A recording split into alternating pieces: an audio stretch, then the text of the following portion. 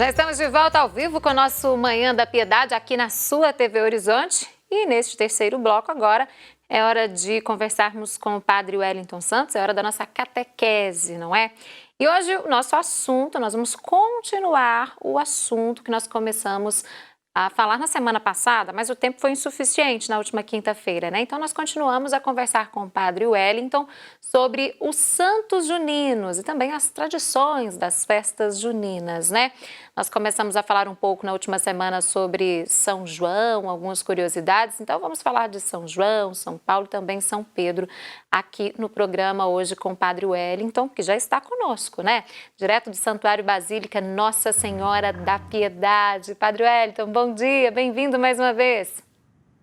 Bom dia, Síria, obrigado pela acolhida. É bom estarmos juntos aí para a catequese, de marcar essa presença no Manhã da Piedade, nessa experiência bonita, né, do Santuário Basílica Nossa Senhora da Piedade, a gente chegar aí na casa de tantos para poder partilhar a catequese. Pois é, padre, hoje a gente ia falar dos santos juninos, nós já tínhamos combinado, né? Você viu que eu vim até a caráter hoje, né?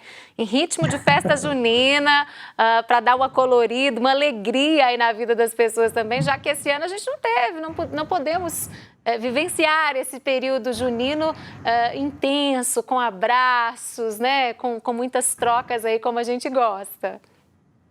É verdade, e é uma festa junina, assim, que marca a vida de todos. O Brasil todo para celebrar neste mês os santos juninos. Dá aquela saudade, né, de fato, da gente poder celebrar junto. E tá a caráter aí nos ajuda, pelo menos, a ter um gostinho, né, do que é a festa junina nesse tempo de quarentena. Pois é, uma delícia, eu gosto muito dessas festas. Padre, nós falamos sobre São João, né, na nossa última conversa, na última semana aqui no programa. E eu queria continuar falando um pouco sobre São João, porque a gente sabe que ele é protetor dos enfermos também, né?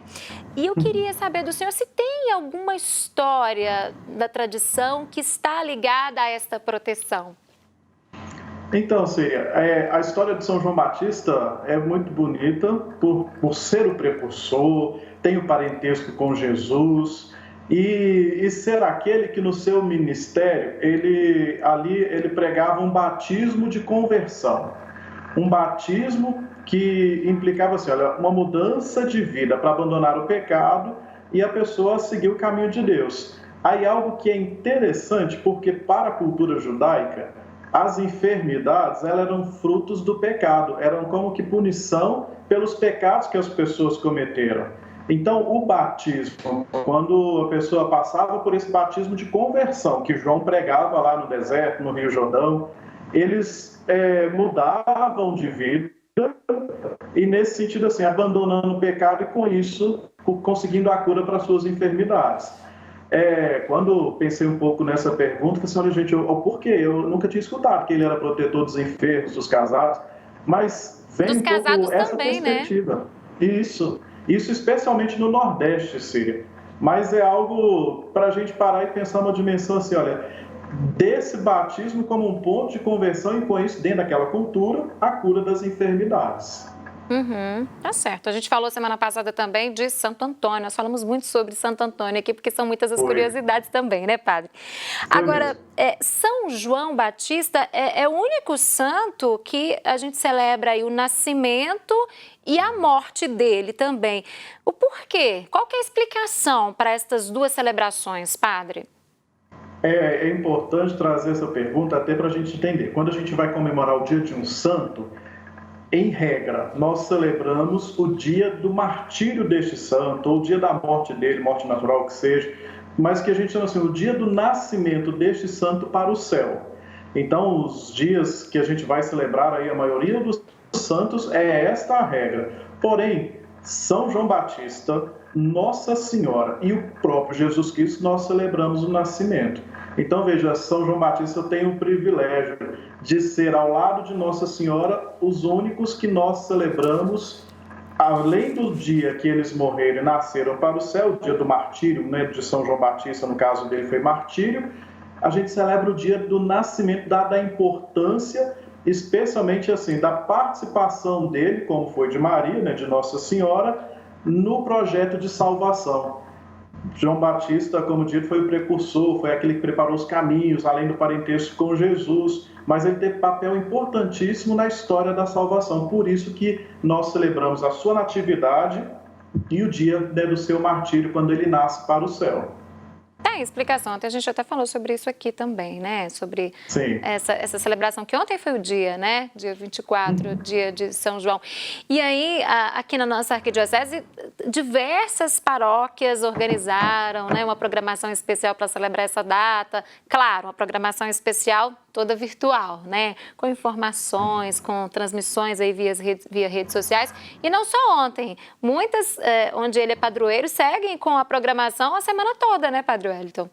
Sim, exatamente. E atendendo a todas as determinações. É uma festa de São João diferente, né? Que tínhamos tradicionais quermesses, barraquinhas, as pessoas juntas, tudo isso feito de forma diferente, mas para marcar essa data que é tão importante na devoção de muitos. Assim como fogueiras. Antes faziam fogueiras nas paróquias, nas festas, algumas delas faziam assim. Este ano tive testemunho de várias famílias que fizeram em casa, juntos ali, para poder marcar esse dia.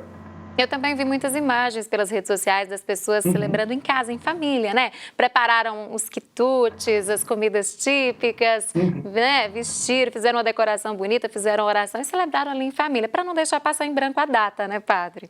Esse é bonito, porque a gente leva o que é tão importante dentro da nossa fé, praticada no exercício ali da comunidade, para dentro da nossa igreja doméstica, para o nosso lar. E, de fato, é realmente muito bonito quando as famílias se reúnem, fazem ali os quitutes que podem, faz aquela fogueira e reza, porque o dia era de oração, né? E faz esse momento festivo. De fato, isso é muito bonito e muito importante.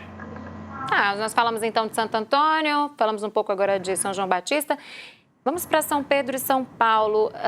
As celebrações da festa de São Pedro e São Paulo, quando que elas começaram? Quando foi instituída essa celebração, Padre Wellington? Então, seria para a gente poder entender um pouquinho sobre a instituição dessas duas festas, porque ela não está aí na Bíblia.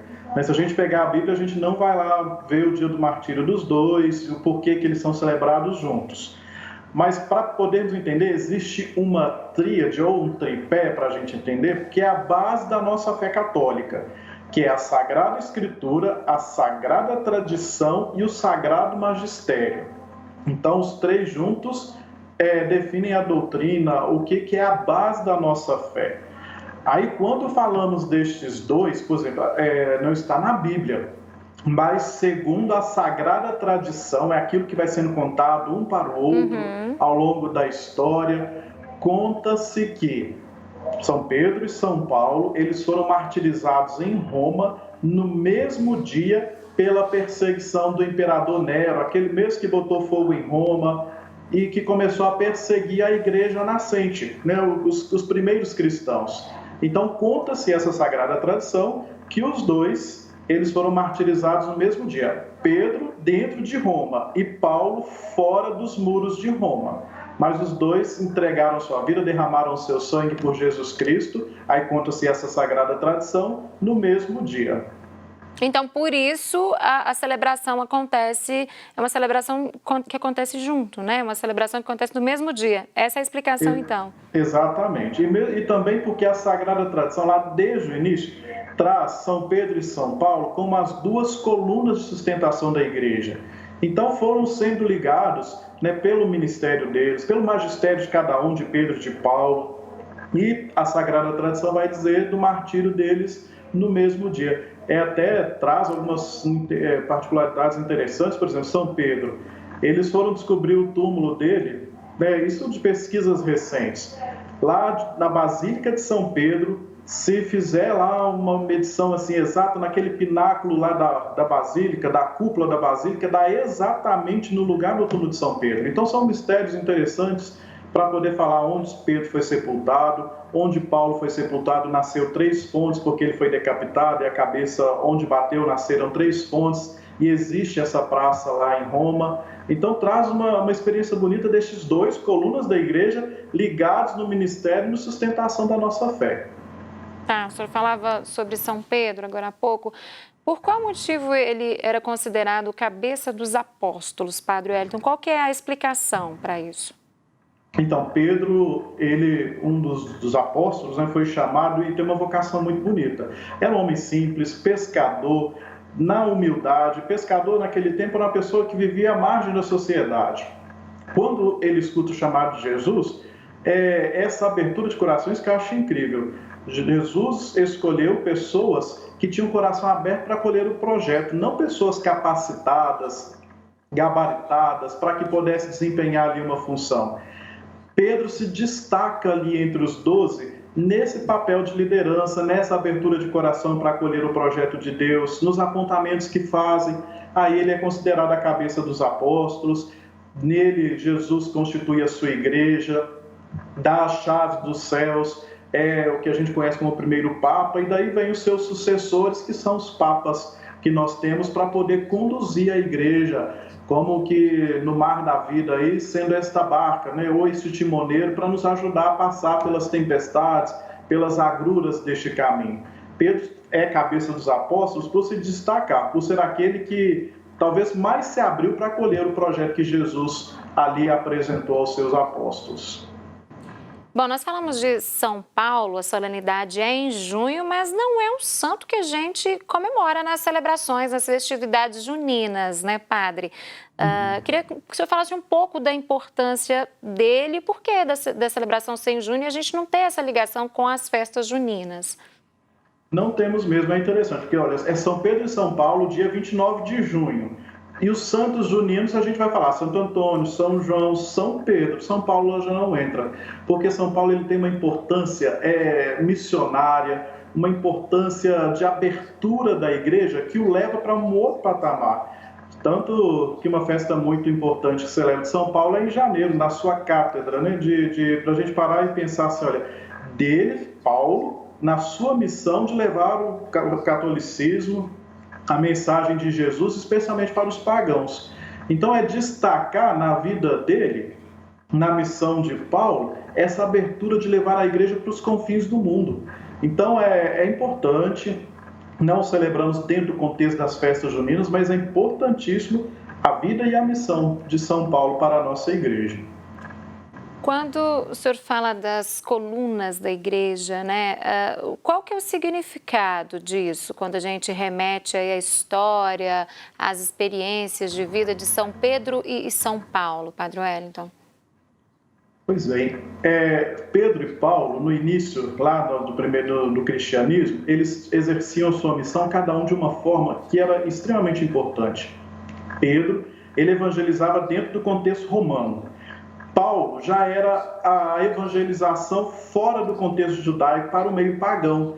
É como que assim, olha, Pedro ele estruturava a igreja dentro e Paulo fazia com que essa igreja fosse se expandindo cada vez mais para alcançar os confins do mundo. Paulo fez 3 grandes viagens missionárias e fundou comunidade em todos os lugares que passou.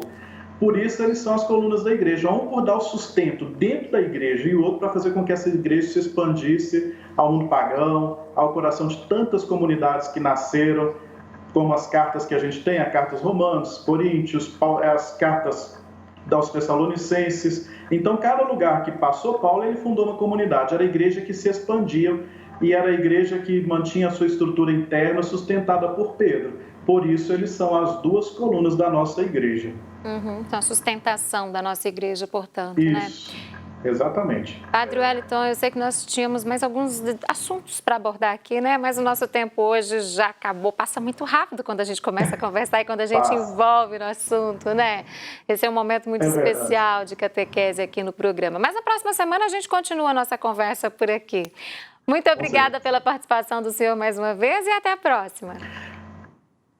Conte sempre, Círio, um forte abraço, Deus abençoe aí a todos que estão no estúdio, mas todos estão em casa também, por intercessão de Nossa Senhora da Piedade.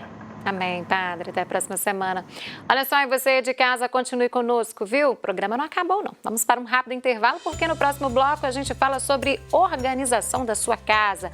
Tem alguma dúvida? Manda lá no nosso Instagram, manda no nosso WhatsApp, participe conosco, vamos falar de um assunto, né, que interessa principalmente as mulheres, deixar a casa bem organizada. Eu volto já.